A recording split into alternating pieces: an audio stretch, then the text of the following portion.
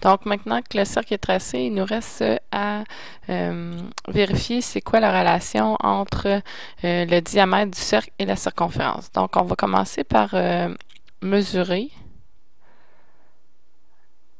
ici la longueur du contour, donc la circonférence qui vient nous apparaître ici. Puis, on va aussi mesurer ici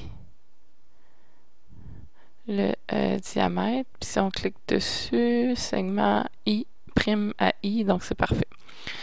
On peut déplacer, si on veut, là, le texte afin de ne pas l'avoir. Ici, on peut aussi renommer, au lieu de l'appeler H, on peut l'appeler diamètre. Maintenant, on va faire afficher le tableur. Donc, on va aller dans Affichage, Tableur, et on va voir un tableur ici affiché.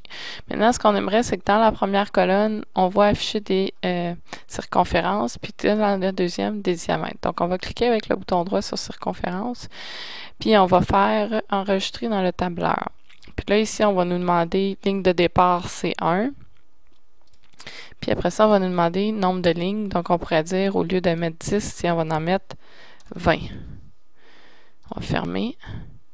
Maintenant, quand on va prendre notre cercle puis qu'on va l'agrandir, on devrait être capable de faire, ça va nous mettre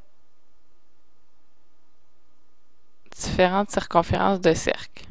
Ça va pour ça. On va continuer ici dans la deuxième colonne. Ce qu'on aimerait, dans le fond, c'est d'avoir le diamètre. Donc, on va cliquer même chose sur diamètre, enregistrer dans le tableur, puis on va marquer même chose, nombre de lignes. On va marquer 20. Donc, même chose, quand on va bouger, on va voir nos diamètres s'afficher en lien avec la circonférence au même moment. Donc, ce qu'on aimerait dans la dernière colonne ici, c'est de faire un calcul. En fait, ce que j'aimerais, c'est de calculer le rapport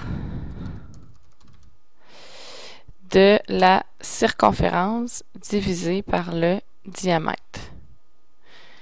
Donc, ici, on va dire égal, parce qu'il faut faire une formule. Puis, on va venir chercher la donnée qui est ici, qui est dans cette cellule-là, qui s'appelle A2. Puis, on va diviser par la cellule qui est ici, 6.65.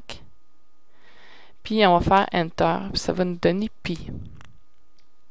Puis, si on copie notre formule jusqu'en bas, on s'aperçoit que dans le fond, ça donne toujours pi, qui est en fait 3.1416. Si je ne sais pas pourquoi ça s'affiche 3.1416, mais en fait, pi est 3.1416. Là, ici, on peut, si on voudrait augmenter le nombre de décimales pour voir le 16, donc on pourrait mettre ça comme ça, puis on verrait le 3.1416.